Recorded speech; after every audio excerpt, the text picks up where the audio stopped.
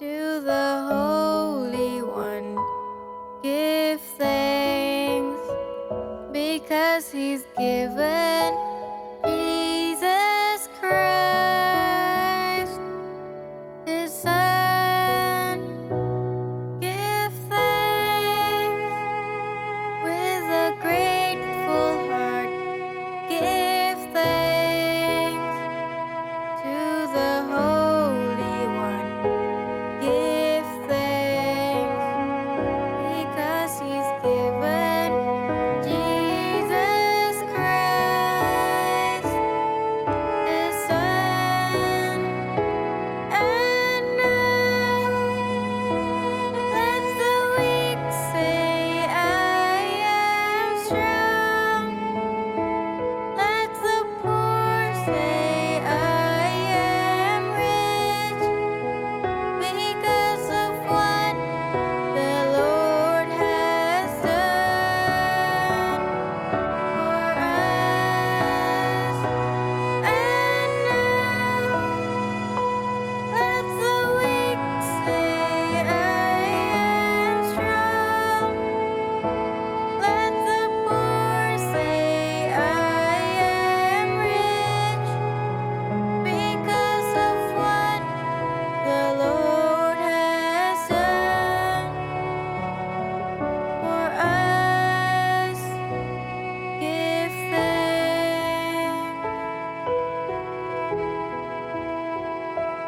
Give thanks with a grateful heart. Give thanks to the Holy One. Give thanks because He's given Jesus Christ, His Son. And now let the weak say, I am strong. Let the poor say, I am rich, because of what the Lord has done for us. And now let the weak say, I am strong. Let the poor say, I am rich, because of what the Lord has done for us. Give thanks.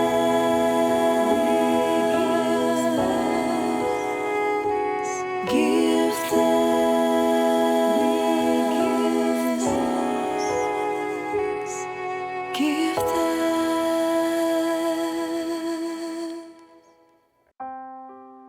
Shalom para wanita yang dikasihi Tuhan dimanapun Anda berada. Senang sekali menyapa setiap Anda. Dan kali ini Mawar Sharon Woman kembali hadir dan rindu mengajak Anda mendengarkan kesaksian bagaimana perjuangan sebuah keluarga hamba Tuhan, yaitu Pastor Togar Manurung dan Pastor Nike Wijaya Lios yang saat ini melayani sebagai gembala lokal di Gereja Mawar Sharon Pekanbaru. Dan kesaksian kali ini disampaikan dari isi hati Pastor Nike Wijaya terhadap putri keduanya yang bernama Karissa. Sejak dalam kandungan, bayi Karissa menerima vonis dari dokter untuk diaborsi. Namun mereka berdua tetap sepakat mempertahankan, bahkan merawat dan membesarkannya. Saya percaya Anda akan diberkati dan selamat menyaksikan. Karissa adalah anak dari kehamilan saya yang ketiga. Awalnya kehamilan berjalan seperti biasa. Hingga pada minggu yang ke-22 ketika kami melakukan pengecekan rutin ke dokter, dokter mendapati adanya kelainan di otak. Dan dokter mengatakan kemungkinan Karissa mengalami apa yang disebut dengan hidrosefalus, yaitu kelebihan cairan di otak sehingga kepalanya bisa terus membesar dan membesar. Dan sehingga dokter di Pekanbaru menyarankan kepada kami untuk melakukan pengecekan lebih detail di Singapura. Di Singapura lah kami menemukan bahwa dokter menjelaskan kepada kami dari hasil MRI dan USG, dokter mengatakan bahwa Carissa mengalami apa yang disebut dengan spina bifida. Spina bifida adalah kelainan tulang belakang, yaitu gagal menutupnya sumsum tulang belakang, sehingga jika seseorang anak mengalami kondisi seperti ini, kemungkinan besar dia akan mengalami kelumpuhan dari pinggang ke bawah, juga hidrosefalusnya itu juga akan terjadi dalam pertumbuhannya, juga akan kesulitan untuk mengontrol bowel dan bladdernya. Ketika kami mendapatkan informasi seperti ini, pastinya hati kami sangat berat. Kami begitu sedih, kami tidak mengerti apa yang harus dilakukan. Terutama ketika dokter mengatakan bahwa ada kemungkinan juga Carissa akan mengalami cacat mental. Setelah kami kontrol dengan dokter spesialis bedah syaraf, dokter juga bahkan menyarankan bahwa lebih baik anak dalam kandungan saya waktu itu adalah digugurkan saja. Karena daripada Carissa harus hidup dengan kondisi yang berat, lebih baik diaborsi, itu yang dikatakan oleh dokter. Tetapi saya dan suami tetap teguh untuk tidak mengaborsi apapun kondisi Carissa.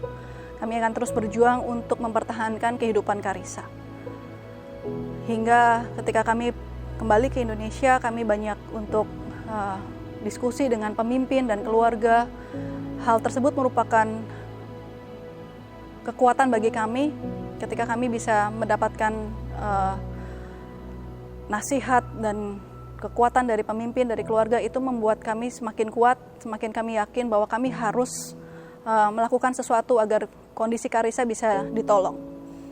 Kami mencari segala cara, informasi untuk bisa melakukan apa yang bisa dilakukan untuk bisa menolong Carissa. Hingga pada akhirnya kami mendapatkan informasi bahwa ada satu cara yang bisa dilakukan untuk menolong Carissa, yaitu fetal surgery. Kami mencari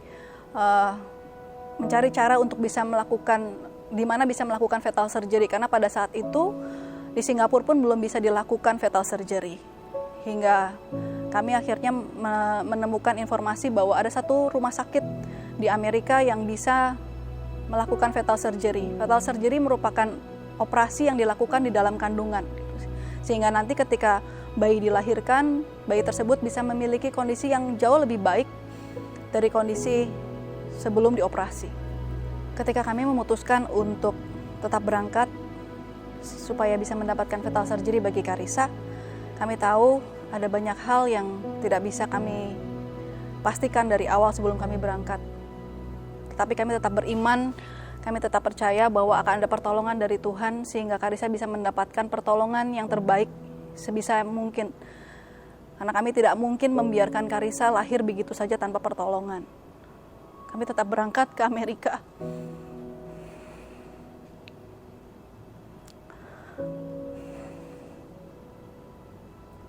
Walaupun saat itu kami tidak punya uang. Kami masih belum tahu dengan apa kami harus membayar biaya operasi karena tidak mungkin fetal surgery bisa dibayar dengan biaya yang sedikit. Dan kami mengusahakan sebisa mungkin untuk kami tetap bisa berangkat. Dengan apa yang ada kami membeli tiket untuk kami bisa berangkat. Tanpa kami tahu bagaimana kami nanti di sana, bagaimana kami nanti ke rumah sakit dengan biaya dan segala macamnya, dengan biaya hidup di sana. Tapi kami tahu, kami percaya ada pertolongan dari Tuhan yang akan datang bagi kami, dan terutama bagi Carissa. Kami tetap beriman bahwa Tuhan tidak mungkin membiarkan Carissa lahir tanpa pertolongan. Setelah kami berangkat ke Amerika, justru malah kami mendapati bahwa fetal surgery tidak bisa dilakukan karena saya ada kondisi, ada histori pernah melahirkan 2 kali melahirkan tidak cukup bulan. Jadi 2 anak sebelumnya yang saya lahirkan selalu lahir tidak cukup bulan. karena kondisi itulah dokter di Amerika mengatakan saya tidak bisa melakukan fetal surgery bagi Karissa. Ketika itu kami sedih, kami agak sedih bahwa kami pergi ke Amerika, kami berusaha keras untuk bisa berangkat ke sana mengharapkan adanya pertolongan bagi Karissa melalui fetal surgery, tetapi ternyata Tuhan berkehendak lain. Walaupun demikian, kami tetap percaya bahwa akan ada pertolongan bagi Karissa. Dan dokter mengatakan satu-satunya jalan selain fetal surgery adalah ketika nanti Karissa dilahirkan, Karissa akan langsung dioperasi. Dalam waktu 24 jam Karissa akan langsung dioperasi, dilakukan penutupan untuk tulang belakangnya yang tidak tertutup. Dan setelah itu mungkin akan dilihat apakah Karissa masih diperlukan juga dilakukan operasi untuk pemasangan shunt di otak untuk mencegah hidrosefalusnya. Jadi pada saat itu kami tetap berharap bahwa Tuhan pasti akan menolong Karissa dengan jalan bukan fetal surgery seperti yang kami pikirkan, tetapi dengan operasi setelah Karissa lahir. Dan pada saat itu kami mendapati bahwa rumah sakit hanya akan mau menerima kami, menerima saya untuk bisa dicek MRI dan lain sebagainya setelah kami membayar penuh semua biaya yang diperlukan untuk biaya operasi Karissa. Pada saat itu kami belum ada uang. Kami masih belum punya uang sebanyak yang diharuskan kami untuk membayarnya. Jadi ada penantian bagi kami untuk kami menunggu adanya kami mengumpulkan uang untuk bisa membayar sampai beberapa saat lamanya. Kalau tidak salah, saya harus menanti selama 1,5 bulan di Amerika tanpa ada kepastian bisa ke rumah sakit atau enggak gitu. Karena kami mengharapkan adanya pertolongan dari Tuhan. Kami percaya yang saya bisa lakukan saat itu di sana hanyalah berdoa dan berharap, percaya bahwa Tuhan pasti akan memberikan pertolongan bagi kami sehingga kami bisa datang ke rumah sakit dan Karissa bisa melakukan operasi setelah lahir. Pada suatu malam, saya berdoa kepada Tuhan, saya menangis, saya minta tolong sama Tuhan dengan sungguh-sungguh. Dan waktu itu saya menangis sampai akhirnya saya tertidur. Dan dalam keadaan setengah tertidur seperti itu, Tuhan mengatakan 2 kalimat bagi saya yang memberikan kekuatan bagi saya hingga hari ini. Tuhan mengatakan bahwa pekerjaanku atas Karissa belum selesai. Dan kalimat kedua yang Tuhan katakan kepada saya adalah, aku yang memberi, aku yang bertanggung jawab. 2 kalimat ini menjadi kekuatan dalam hidup saya hingga hari ini ketika saya harus membesarkan Karissa. Singkat cerita, akhirnya datang pertolongan secara finansial dan saya bisa ke rumah sakit, saya bisa dicek, dan pada tanggal 24 Januari 2017, Karissa dilahirkan dalam kondisi sama seperti apa yang telah dianalisa dokter sebelumnya melalui MRI, yaitu kondisi tulang belakang yang tidak tertutup. Sehingga dalam waktu 24 jam, Karissa langsung dioperasi oleh dokter. Dan ketika saya melihat Karissa, saya percaya bahwa Tuhan akan menolong Karissa. Dalam saat-saat seperti itu, jujur berat bagi kami membayangkan hidup seperti apa yang akan Karissa alami nanti. Tapi 2 kalimat yang Tuhan katakan kepada saya itu menjadi kekuatan bagi saya dan juga bagi suami saya untuk bisa percaya bahwa Tuhan tidak akan pernah meninggalkan Karissa. Pada hari yang ketiga setelah Karissa dilahirkan, ternyata dokter mendapati Karissa juga harus melakukan operasi yang kedua, yaitu pemasangan selang di kepalanya untuk membuang cairan berlebih di otak. Dan operasi, puji Tuhan, operasi dilakukan oleh dokter berhasil dan Karissa hanya perlu melakukan pemulihan di NICU. Tetapi ternyata proses pemulihan Karissa tidak sebentar. Karissa memerlukan waktu 45 hari di NICU, hingga akhirnya dokter mengizinkan kami untuk membawa Karissa pulang dari rumah sakit. Dan dalam perjalanan waktu membesarkan Karissa merupakan hal yang tidak mudah bagi kami, karena seminggu setelah keluar dari NICU, akhirnya Karissa pun perlu masuk lagi kembali dirawat di rumah sakit pada saat itu di Amerika, karena mengalami apa yang disebut dengan infeksi saluran kemih. Jadi Karissa perlu disuntikan antibiotik sampai beberapa lama hingga akhirnya bisa sembuh. Dan ternyata infeksi saluran kemih ini terus berulang, tidak hanya pada saat di Amerika, tetapi ketika kami sudah pulang kembali ke Indonesia, Karissa perlu melakukan perawatan di rumah sakit beberapa kali karena sering mengalami infeksi saluran kemih. Dan bukan cuma sekedar infeksi saluran kemih, Karissa juga pernah mengalami patah tulang di paha selama beberapa kali. Dan saya ketika mengalami hal tersebut, hati saya rasanya sedih karena dokter yang kami temui pun tidak mengerti apa yang harus dilakukan. Yang dilakukan hanyalah berusaha ketika sudah fraktur hanya bisa digips supaya bisa menyambungkan kembali. Tetapi ketika itu terjadi berulang dan berulang, kami pun tidak bisa mendapatkan jawaban yang pasti dari dokter itu mengapa dan bagaimana mencegahnya.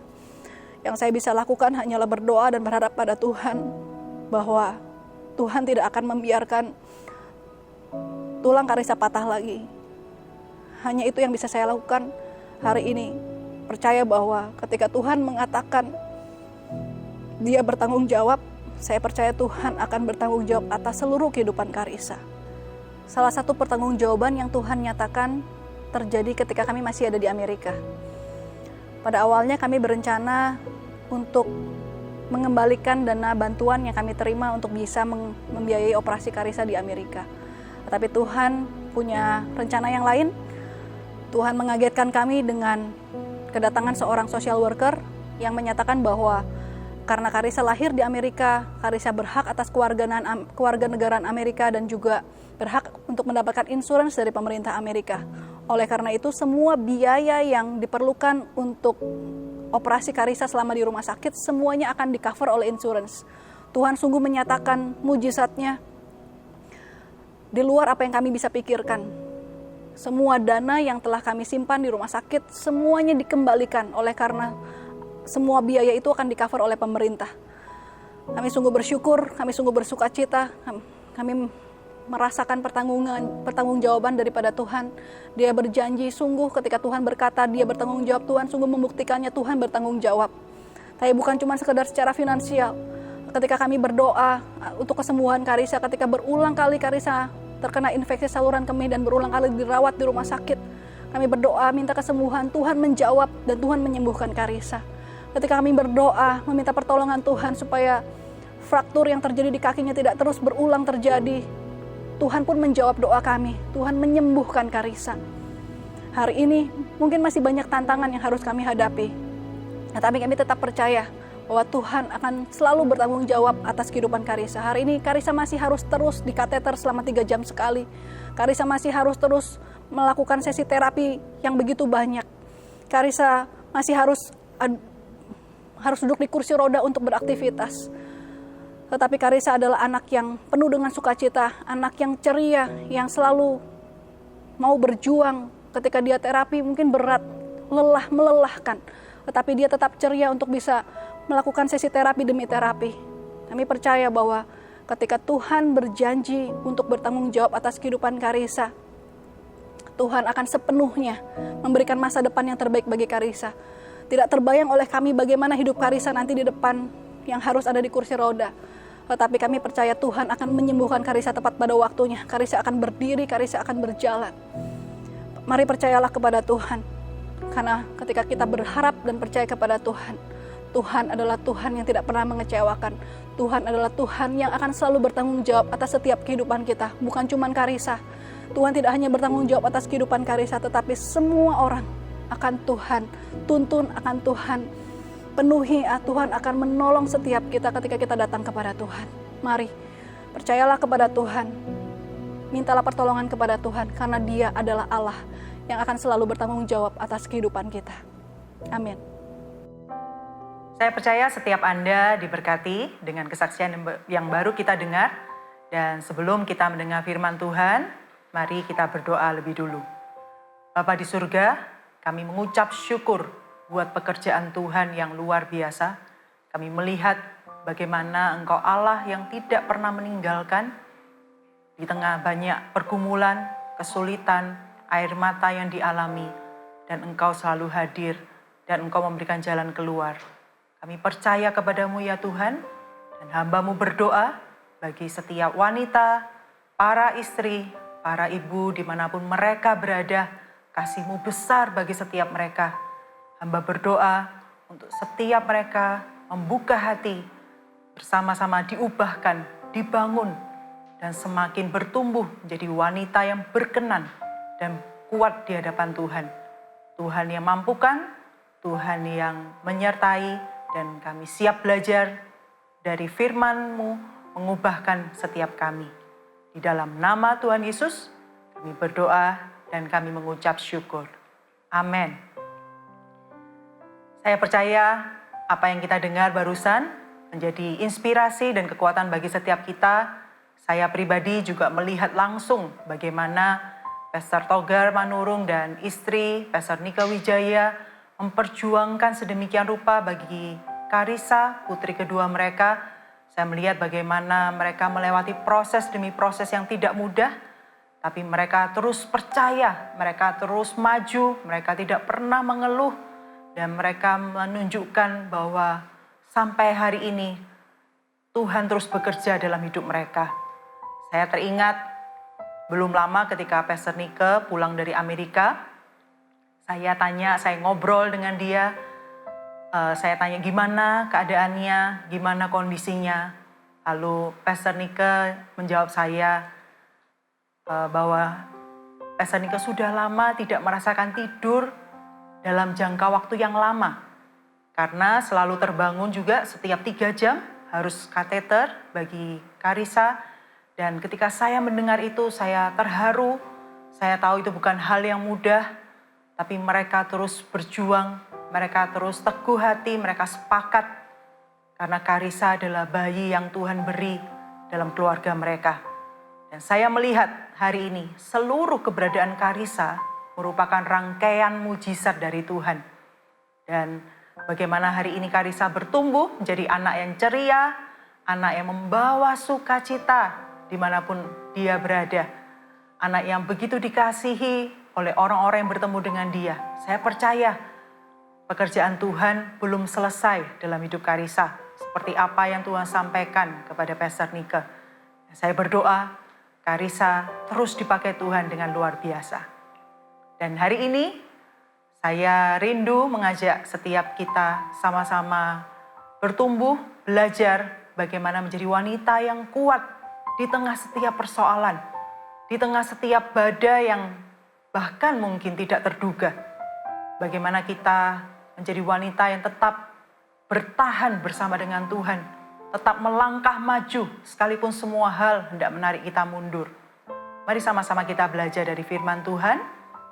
Buka bersama dengan saya di Injil Yohanes pasal yang ke-9, ayat yang pertama sampai ayat yang ke-4.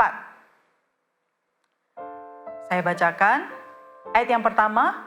Waktu Yesus sedang lewat, ia melihat seorang yang buta sejak lahirnya. Murid-muridnya bertanya kepadanya, "Rabi, siapakah yang berbuat dosa? Orang ini sendiri atau orang tuanya sehingga ia dilahirkan buta?" Jawab Yesus, "Bukan dia dan bukan juga orang tuanya, tetapi karena pekerjaan-pekerjaan Allah harus dinyatakan di dalam dia. Kita harus mengerjakan pekerjaan dia yang mengutus aku selama masih siang, akan datang malam di mana tidak ada seorang pun yang dapat bekerja." Ayat yang pertama menceritakan ketika Yesus sedang lewat dan melihat seorang yang buta sejak lahirnya.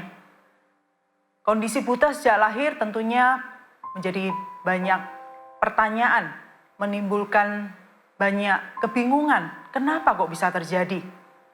Dalam terjemahan yang lain, ayat yang kedua berkata demikian. Guru, mengapa orang ini buta sejak lahir? Dosa siapakah yang menyebabkan dia buta? Dosanya sendiri atau dosa orang tuanya? Kadangkala di saat-saat yang kita tidak mengerti, kadangkala ketika ada pergumulan, ketika ada persoalan yang tiba-tiba datang, seringkali kita kebingungan dan kita mulai bertanya, mengapa ini terjadi? Mengapa saya mengalami situasi ini? Mengapa saya berada di dalam kondisi ini?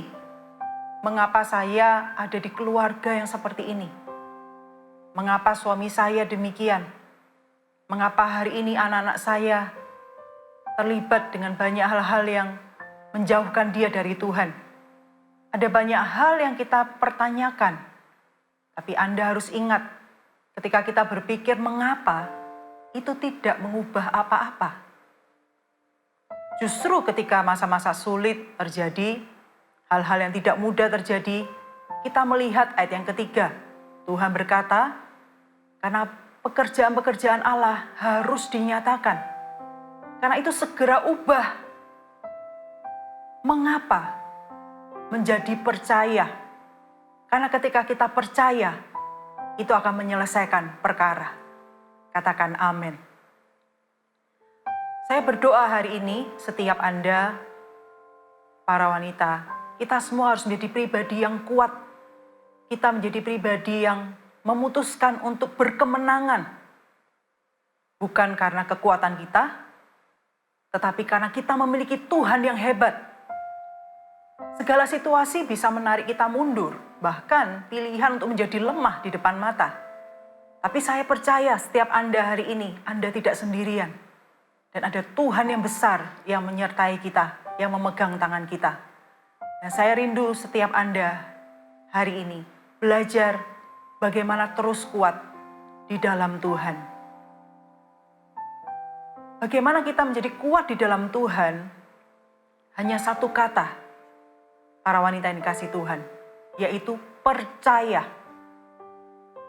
Ketika kita memutuskan untuk percaya, maka itu membuka jalan untuk Tuhan bekerja. Percaya yang seperti apa? Mari kita belajar dari firman Tuhan ayat yang kedua. Kita belajar dari poin yang pertama, dari ayat yang kedua. Murid-muridnya bertanya kepadanya, Rabi, siapakah yang berbuat dosa? Orang ini sendiri atau orang tuanya sehingga ia dilahirkan buta? Poin yang pertama, percaya yang seperti apa? Poin yang pertama berbicara memiliki rasa aman. Ketika kita percaya, maka kita secure, kita aman di dalam Tuhan.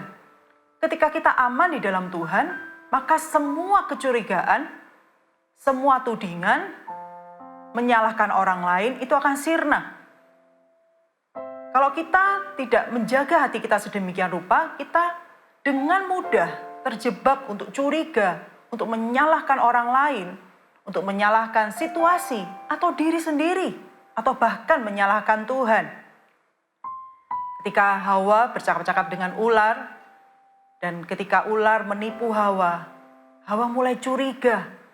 Ternyata kalau Hawa bisa makan buah pohon pengetahuan baik dan jahat, dia bisa seperti Allah. Hawa mulai curiga. Kenapa Allah tidak mengizinkan dia makan buah tersebut? Sehingga akhirnya dia melihat buah itu sedap dan menarik, dan akhirnya dia mengambil buah itu dan memakannya dan diberikannya kepada suaminya. Ketika mereka memakannya, mereka berdua jatuh ke dalam dosa, dan buah pertama ketika jatuh dalam dosa adalah Adam menyalahkan Hawa. Hawa menyalahkan ular. Adam menyalahkan Tuhan yang membawa Hawa dalam hidupnya. Akan selalu mencari orang lain untuk disalahkan. Akan selalu berpikir bahwa siapa yang harus bertanggung jawab. Karena tidak memiliki rasa aman. Karena sudah rusak rasa percayanya kepada Tuhan.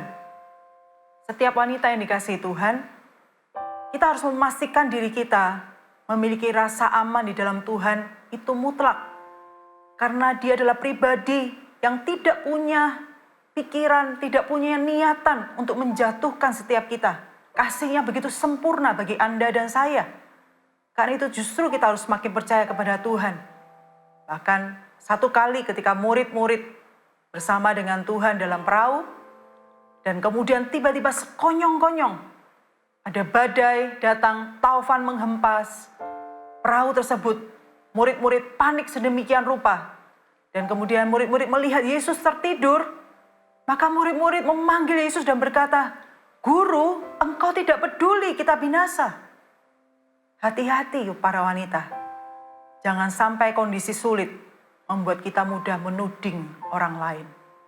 Menuding situasi, bahkan menuding Tuhan sendiri. Kita harus memastikan kita memiliki rasa aman. Bukan karena kita melihat pekerjaan tangan Tuhan lebih dulu. Tapi karena kita mengenal siapa Dia. Karena kita memiliki hubungan dengan Dia. Roma 8 ayat 32 berkata demikian. Ia yang tidak menyayangkan anaknya sendiri, tetapi yang menyerahkannya bagi kita semua, bagaimanakah mungkin ia tidak mengaruniakan segala sesuatu kepada kita bersama-sama dengan Dia? Ayat ini menjelaskan bahwa Bapa di surga tidak mempertahankan putra tunggalnya, Yesus Kristus, bahkan menyerahkannya bagi kita, supaya kita tidak binasa, menjadi juru selamat bagi kita, memikul, menebus dosa kita. Satu-satunya putra tunggalnya diberikan bagi Anda dan saya. Bagaimanakah mungkin hal-hal yang lain Tuhan tidak berperkara dalam hidupmu? Tuhan tidak turun tangan, Tuhan tidak menyelesaikan atas hidupmu. Hari ini saya ajak setiap Anda untuk sungguh-sungguh memiliki rasa aman sejati, utuh dengan Tuhan. Jangan mudah curiga, karena semakin kita curiga, kita akan semakin lemah. Semakin kita menyalahkan orang lain, kita semakin kalah. Tapi ketika kita aman di dalam Tuhan, karena kita mengenal kebaikannya, karena kita mengenal sifatnya, karena kita percaya bahwa Allah senantiasa selalu merancangkan yang terbaik bagi hidup kita, maka di sanalah akan lahir rasa aman yang sejati. Percaya sedemikian rupa kepada Tuhan yang mengasihi kita. Poin yang kedua, percaya yang seperti apa? Ayat yang ketiga berkata demikian, jawab Yesus, bukan Dia dan bukan juga orang tuanya. Tetapi karena pekerjaan-pekerjaan Allah harus dinyatakan di dalam Dia. Poin yang kedua, percaya seperti apa? Bahwa di balik persoalan itu ada karya Tuhan. Di balik setiap permasalahan ada tujuan Tuhan. Seringkali ketika ada permasalahan di depan kita, kadang-kadang pandangan kita hanya tertuju kepada masalah tersebut. Kita menjadi fokus, kita hanya berputar-putar di permasalahan tersebut. Dan kadang kita lupa bahwa ada Tuhan dalam hidup kita. Ada Tuhan yang mengasihi kita. Setiap wanita yang dikasihi Tuhan, satu kali ada kejadian, seorang yang dekat dengan Yesus jatuh sakit bernama Lazarus dengan kedua saudarinya Marta dan Maria. Tapi ada satu ayat yang menarik di Alkitab dicatat ketika Yesus mendengar Lazarus sakit, justru Yesus sengaja tinggal 2 hari di tempat tersebut. Seharusnya di dalam pandangan kita, dalam logika kita berharap ketika kita sakit, saat itu juga Yesus datang dan sembuhkan kita. Ketika kita menderita, seketika itu juga Yesus memberikan jalan keluar, melepaskan hidup kita. Tapi kadang-kadang apa yang kita pikirkan berbeda jauh dengan apa yang Tuhan pikirkan. Justru sampai Lazarus sudah 4 hari terbaring di kubur, baru Yesus datang. Dan kemudian Yesus datang dan membangkitkan Lazarus. Ada banyak hal yang kadang kita tidak mengerti bagaimana cara Tuhan bekerja. Pada saat itu bisa jadi kita melihat Yesus nggak mengasihi kita. Yesus tidak bekerja dalam keluarga saya. Yesus tidak memperhatikan penderitaan saya. Tapi cara Tuhan berbeda. Justru Tuhan menyatakan kemuliaan yang lebih besar lewat kebangkitan Lazarus. Dan Tuhan pun juga mengubah paradigma dari bangsa Israel tentang cara berpikir mereka tentang orang mati. Ada banyak hal yang Tuhan lihat jauh lebih dalam dari apa yang kita pikirkan. Ketika kita mendengar, juga di Alkitab dicatat ada 3 anak muda, Sadrah, Mesah, dan Abednego, menghadapi sebuah tantangan, menghadapi sebuah tekanan yang berat dalam hidup mereka. Satu kali mereka diperhadapkan, mereka harus menyembah patung, atau mereka harus masuk ke dalam dapur api. Dan mereka berkata bahwa mereka tidak akan menyembah patung tersebut. Bahkan, kalaupun Tuhan tidak melepaskan, mereka pun juga tidak akan menyembah. Mereka memiliki sebuah kepercayaan begitu bulat kepada Tuhan. Dan sampai satu waktu, mereka harus masuk ke dalam dapur api. Dan di sana justru dilihat bukan hanya 3 orang yang ada di dalam dapur api itu, tapi ada orang keempat yang berjalan-jalan bersama dengan mereka. Tuhan tidak pernah meninggalkan. Tuhan melakukan mujizatnya sehingga Raja Nebukadnezar melihat dan tercengang melihat 3 orang muda ini tidak binasa. Padahal yang mengangkat ke dapur api pun sudah binasa. Tapi mereka baik-baik saja. Luar biasa bagaimana Tuhan bekerja. Dan kemudian ketika mereka dikeluarkan, kemudian Raja memberikan sebuah perintah bahwa dilarang untuk menghina rajanya Allahnya Sadrah, Mesah, dan Abednego. Dan sejak saat itu, Sadrah, Mesah, dan Abednego mendapatkan kehormatan, mendapatkan jabatan yang lebih tinggi, dipakai lebih besar lagi. Hari ini apa yang kita lihat? Apa yang Anda lihat di depan mata Anda? Apakah Anda hanya melihat dapur api? Ataukah bisakah Anda melihat di balik dapur api itu ada Tuhan yang menanti, ada Tuhan yang siap bekerja, yang siap berperkara dalam hidup Anda. Ketika Pastor Nike dan suami melihat persoalan hidup anaknya, mereka dengan air mata, mereka sepakat tetap mempertahankan anaknya. Karena mereka melihat jauh ke depan dengan iman. Sekalipun sepertinya tidak ada jalan keluar, tapi mereka tetap percaya bahwa Tuhan tidak meninggalkan. Dan mereka tetap memutuskan tidak mengaborsi anak mereka. Sehingga hari ini lahir dan besarlah Karissa dengan cara yang luar biasa. Ketika kita percaya di balik setiap persoalan, ada karya Tuhan, ada tujuan Tuhan, maka saya percaya bahwa air mata penderitaan hari ini Tuhan sanggup ubahkan menjadi mata air kemuliaan.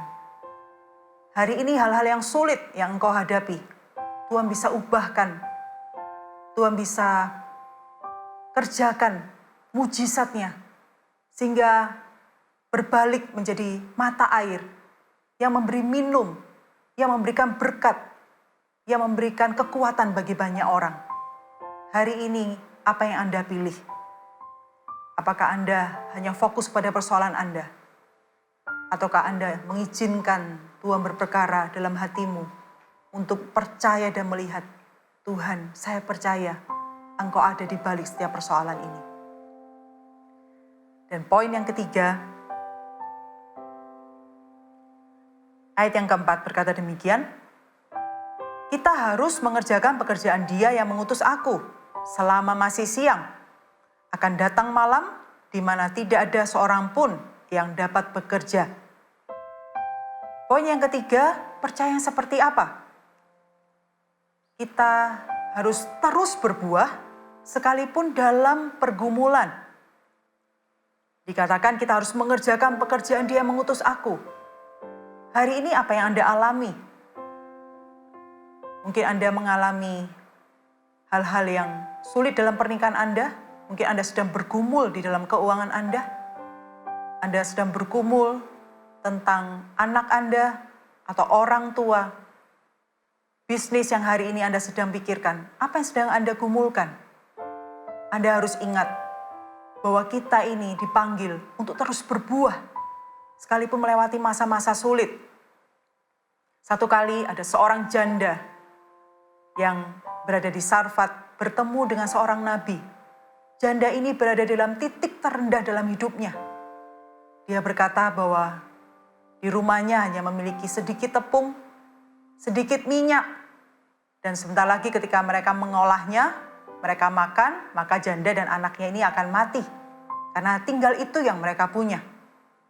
Tapi justru di situasi itu, Elia datang dan berkata kepada janda tersebut, untuk janda ini membuatkan dia lebih dulu sepotong roti.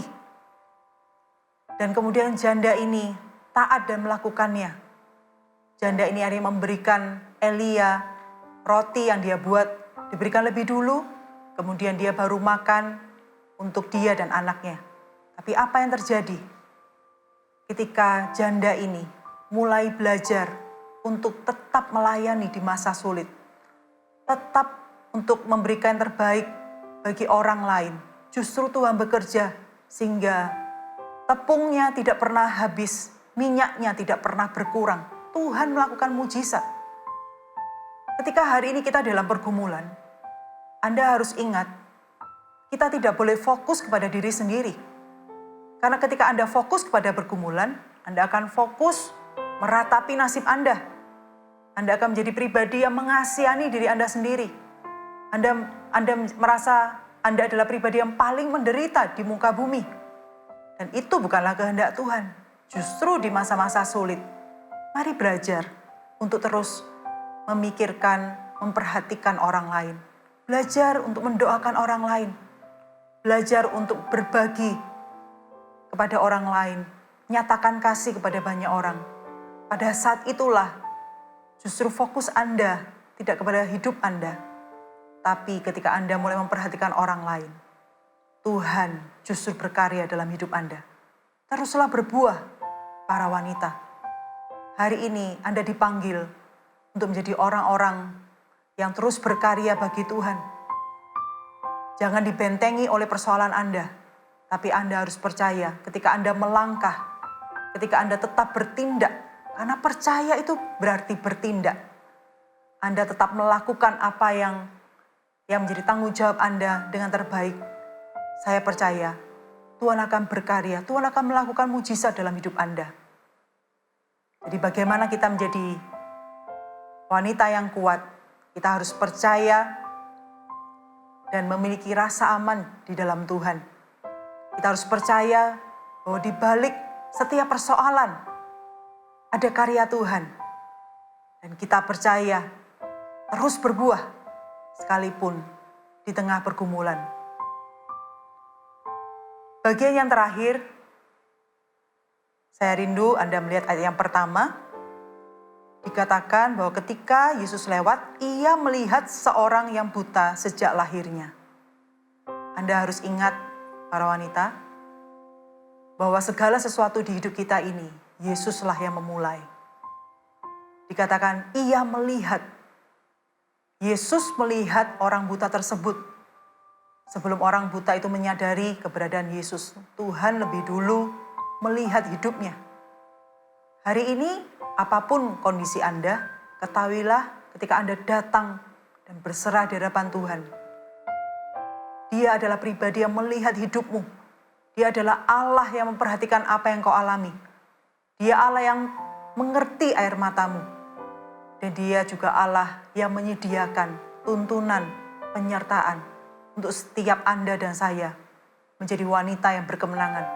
Menjadi wanita yang berkata, Tuhan, aku ini kuat karena Tuhan di dalamku.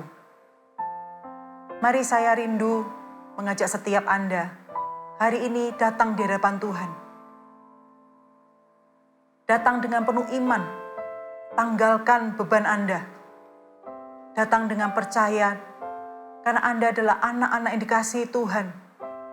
Anda adalah pribadi yang Tuhan rindu memakai Anda satu persatu. Tidak ada seorang pun yang biasa-biasa. Setiap Anda adalah pribadi yang luar biasa, karena Tuhan kita begitu besar. Mari sama-sama bulatkan hati, datang di hadapannya. Mari kita berkata, Tuhan, saya mau memutuskan untuk saya menjadi percaya di dalam Tuhan. Karena ketika Anda percaya, itu membuat sebuah jalan, melahirkan sebuah koneksi bersama dengan sorga. Dan dari sana mengalir kekuatan, dari sana mengalir kemenangan, dari sana mengalir kemuliaan. Mari sama-sama kita hampiri Tuhan. Mari kita menyembah Dia. Haleluya.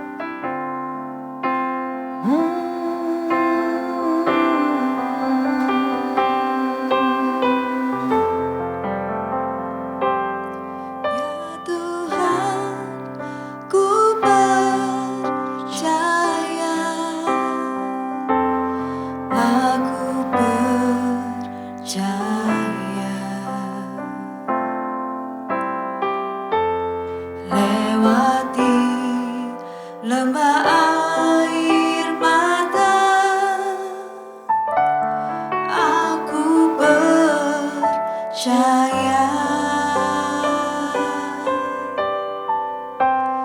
Firman-Mu ya dan amin, aku percaya.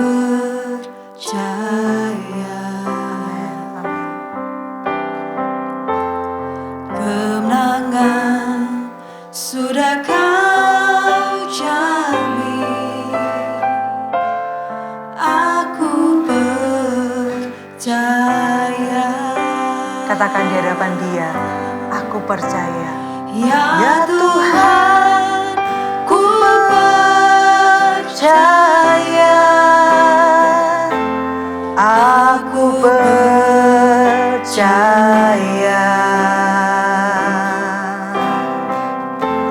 Lewati lembah air mata, aku percaya. Firman-Mu ya dan amin, aku percaya.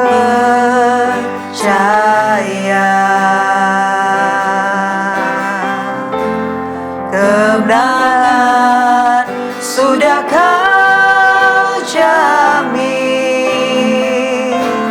aku percaya.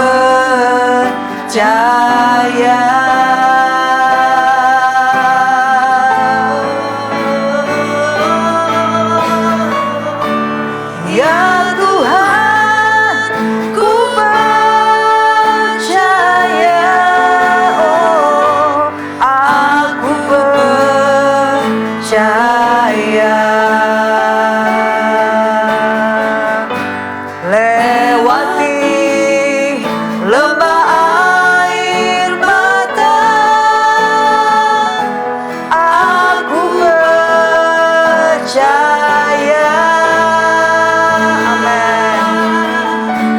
Firman-Mu ya dan amin, aku percaya.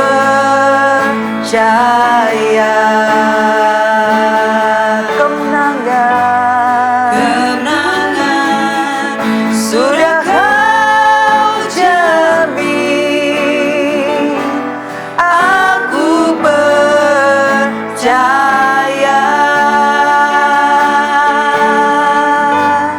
Kemenangan sudah Kau jamin, aku percaya.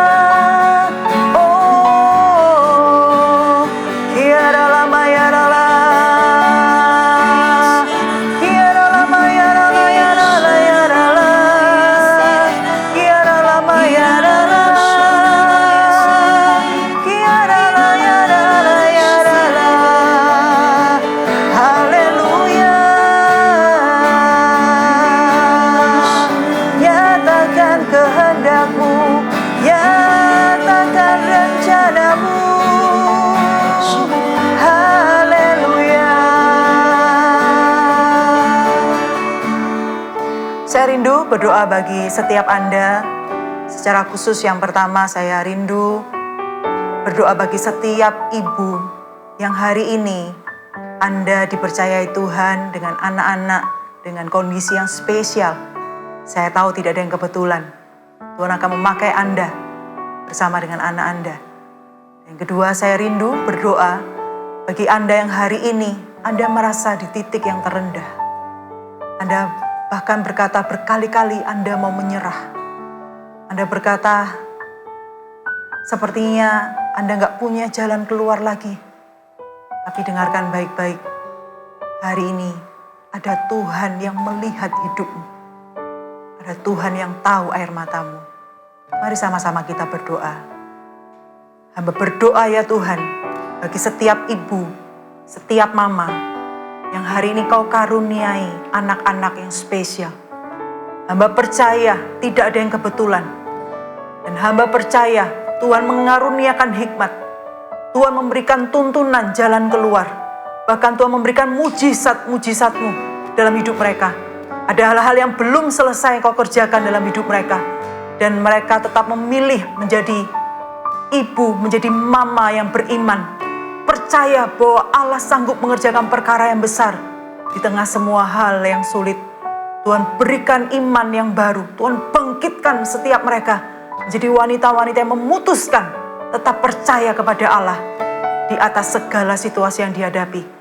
Dan bagi setiap anak-anak yang hari ini dipercayakan, Tuhan berkaryalah dalam hidup mereka. Mereka adalah anak-anak yang sangat berharga, yang Tuhan pasti memiliki rencana yang besar dalam hidup mereka. Terima kasih ya Tuhan. Dan hamba-Mu berdoa bagi setiap wanita yang hari ini merasa begitu lemah, rasanya mau menyerah. Hamba berdoa, kasih Kristus menjamah setiap hidup mereka. Jangan menyerah, karena ada Allah yang mengasihimu, Allah yang mati bagi hidupmu, supaya hidupmu dibangkitkan, supaya hidupmu dipakai oleh Tuhan, supaya keluargamu dipulihkan, supaya masa depanmu diberikan yang terbaik oleh Tuhan. Jangan menyerah. Hari ini datang di hadapan Tuhan. Hari ini jujur di hadapan Tuhan dan berkata, Tuhan ini aku. Dan izinkan Roh Kudus menjamah hidupmu. Izinkan Roh Kudus menjamah hatimu, membangkitkan engkau. Sehingga engkau menjadi pribadi yang diperbarui. Pribadi yang disertai Tuhan. Dan tidak akan pernah menjadi pribadi yang kalah. Karena Allah yang engkau sembah, Allah yang kita sembah, adalah Allah yang berkemenangan. Terimalah kasih karunia Tuhan. Terimalah kekuatan yang baru di dalam nama Tuhan Yesus. Di dalam nama Tuhan Yesus. Haleluya. Haleluya. Makasih ya Tuhan. Kami meteraikan firman-Mu di dalam hidup kami. Untuk kami lakukan. Kami rindu terus bertumbuh menjadi wanita-wanita yang kuat bersama dengan Tuhan. Di dalam nama Tuhan Yesus, kami berdoa dan kami mengucap syukur. Amin. Senang sekali dalam kesempatan kali ini kami boleh berbagi dengan setiap Anda. Anda adalah wanita yang berharga, Anda luar biasa, dan Tuhan rindu memakai hidupmu. Dan teruslah percaya kepada Tuhan. Dan mari sama-sama kita terus memiliki komitmen menjadi wanita yang kuat, maju, dan berkarya bagi Tuhan. Dan sampai berjumpa kembali dalam Mawar Sharon Woman berikutnya, tentunya dengan topik-topik yang pastinya mengubahkan hidup Anda. Dan Tuhan Yesus memberkati. God bless you.